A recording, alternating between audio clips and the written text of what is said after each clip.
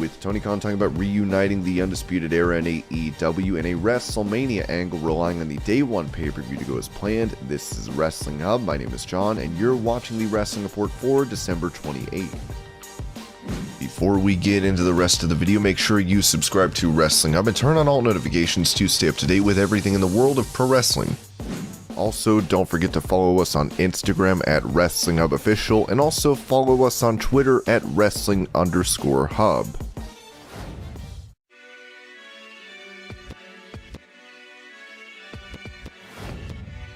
With AEW looking to have their final episode of Dynamite on TNT before moving to TBS, Dave Meltzer mentioned on Wrestling Observer Radio that the company's New Year's Smash special will have some big angles to set up their TBS debut and the Battle of the Belts. I think that there's going to be some big angles on Wednesday, because there almost has to be, because they really have to load up the next show for TBS, and they also have to, I think that this week, they have to give you the other match for the Battle of the Belts and set stuff up afterwards as well. They have to do more stuff with Danielson and Adam Page. Tony Khan has never been shy about giving away big matches and angles on free television. The AEW World title was recently defended by Hangman Page against Bryan Danielson in an epic 60-minute time limit draw. The rematch has people buzzing.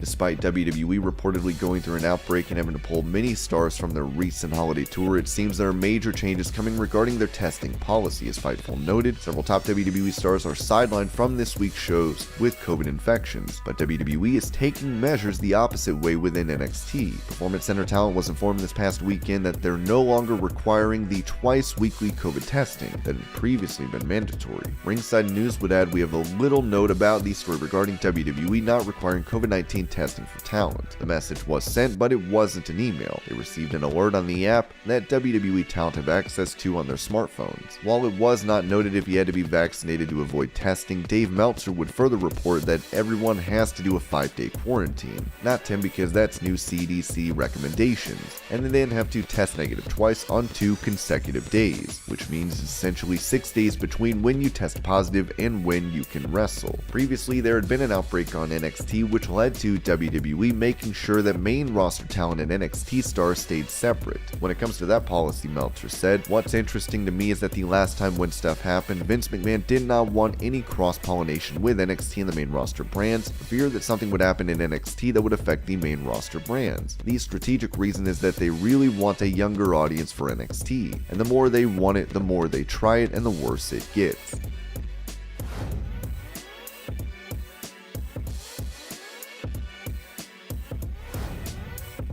With Toni Storm destroying Zelina Vega in her debut on SmackDown, she now finds herself in a feud with Charlotte Flair. Talking about her jump to the main roster on Out of Character, Storm revealed that it has changed her life. "I was just cruising along in NXT minding my own business, and I got called in for a few dark matches and didn't think too much of it. Didn't want to get too excited because every time it never works out. Did a few dark matches, did my best, and the next thing I know, I'm on SmackDown and it's been a crazy ride ever since. My whole life has changed. I have this undying respect for this industry. It's what I've been doing my whole life, but now I'm like, oh wow, I have so much respect for what people do up here, and it really is top-notch quality. I'm just putting everything into bettering myself and showing I can hang here." With Storm coming up short in her SmackDown Women's title bout against Flair, it'll be interesting to see if she can win the big one.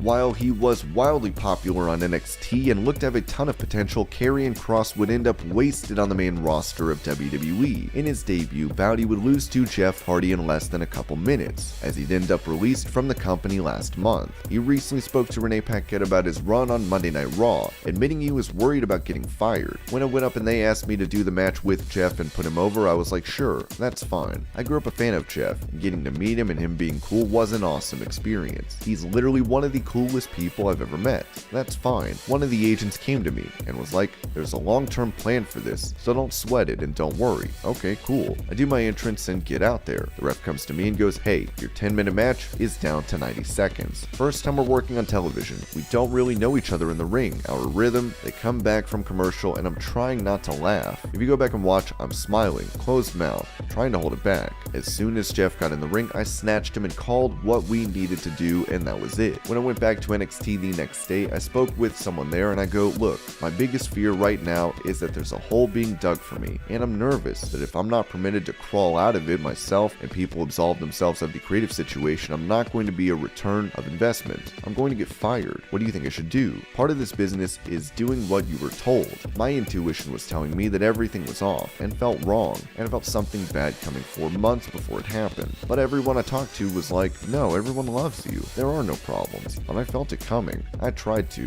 as professionally polite as I could, talk to people in the chain of command and be a good sport. One of the changes that came for Kross was his attire, as he mentioned that he just started laughing when he first saw the gladiator outfit. I got an email with what it was supposed to look like. Apparently, the music was supposed to change, the entrance was supposed to change, and it was supposed to be an enhanced version. When I saw the picture of it, I showed it to Scarlett and I just started laughing. I said I can be comfortable wearing this, but it's not going to get over in 2021. With Kross joining EC3's Control Your Narrative faction, want to see what's next for the star.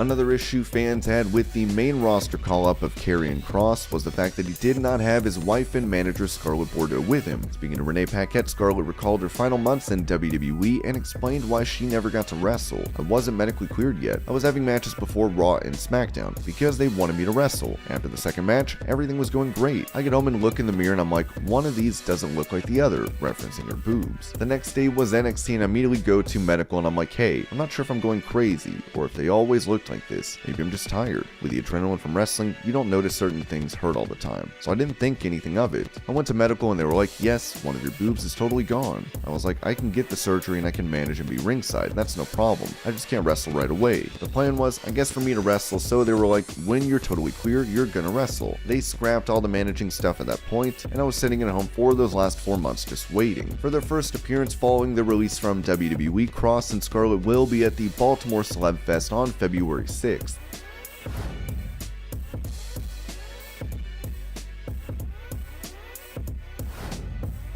With Omos recently turning on AJ Styles, they had a bout at Madison Square Garden and were set to face off again on Raw this week. The advertised bout would not take place, as AJ would take on Apollo Crews instead. Meltzer noted on Wrestling Observer Radio that the Garden match with AJ and Omos, I was told, was absolutely horrible. So it is possible they decided at the last minute, like, why put a horrible match on TV? So, maybe that's it. Or maybe it's COVID. I don't know. It was a weird thing, the way they handled it, because they announced the match at the start of the show. And then all of a sudden, late in the show, AJ goes, come on out, let's do the match. And he's not there, and Apollo Crews and Commander Aziz come out. So that was really weird and awkward, to say the least.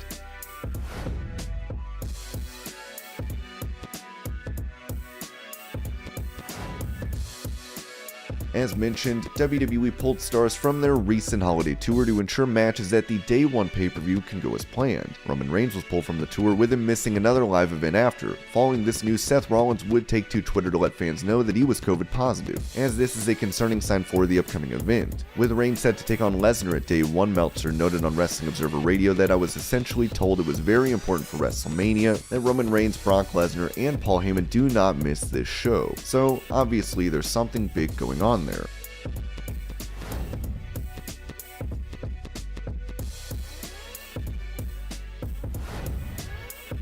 AEW has seen many big names make their way to the promotion, as president of the company, Tony Khan, talked with PW Insider about his mindset when it came to the new additions to his roster this year. I can't overstate how important it was to expand the roster this year. At the beginning of the year, I promised things were going to change in wrestling. There would be huge acquisitions, and we delivered on that. And the biggest free agent names in wrestling this year came to AEW when CM Punk, Bryan Danielson, Adam Cole, Ruby Soho, Thunder Rosa, Andrade, Malachi Black, and many other big name free agents joined AEW this year, and I'm really excited about the changes to our roster. I think the new people have stepped in at the perfect time for us, and really this is one of the best times ever to become an AEW fan for somebody seeking out wrestling to watch. I think we've put on great wrestling shows every week, and it's what's allowed us to keep Dynamite so strong now for a few years, and allowed us to launch a new show, Rampage, with the buzz around wrestling and how great the wrestling business has done in 2021. Recently, Kyle O'Reilly made his AEW debut, siding with his former Undisputed Era stablemates in Adam Cole and Bobby Fish. As Khan mentioned what he thinks of reuniting this group.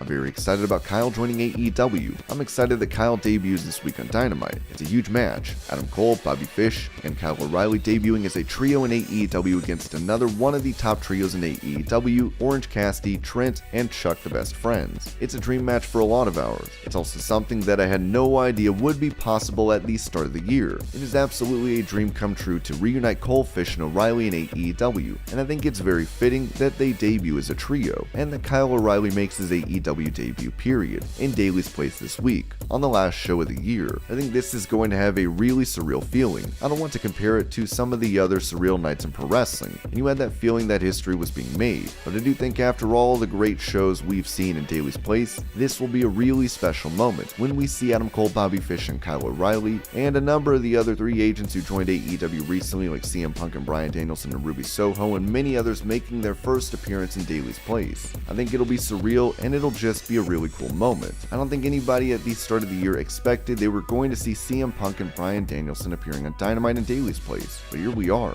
It's the end of the year, and that's exactly where you're going to see him this week, so I think it's very, very cool. And this was your pro wrestling news update. I hope you're all having a great day. Thank you so much for watching, and I'll see you later.